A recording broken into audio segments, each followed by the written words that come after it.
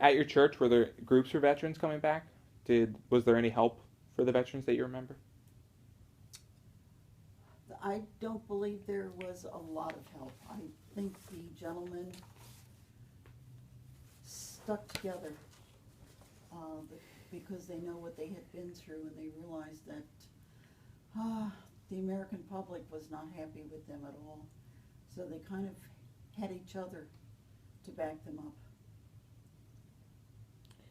There were many people who were conscientious objectors and chose not to fight in the war. What was your take on this? Were they loyal or just exercising their rights? I think they were exercising their rights, but I also know that there were quite a few, and I do not have a number, that chose to go to Canada to avoid being drafted. They wanted no parts of the war. Um, I think one of our biggest stars, Jane Fonda, kind of helped turn people against the war. She was so anti, and she went all over preaching about how bad we were and the fact that we were in the war where we shouldn't be. How were the veterans treated once they got back?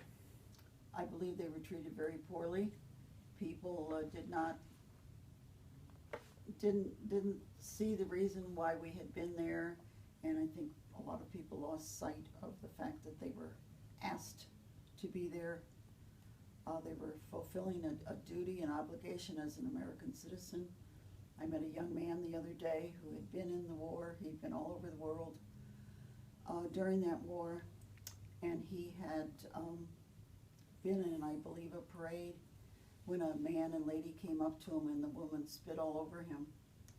And he was so upset that he told me he just made a fist and he punched out the man. Now, he hadn't done it, but he said he was told never to hit a woman or a child. And the woman shouted at him she was going to call the police, and he said, go right ahead, I'll stay here and wait. And I know she's not the only one. There were anti-war signs and anti-military men all over the place. And it certainly didn't make them feel good. And they had each other to lean on because they know the horrors they had seen. Thank you for your time. You're welcome.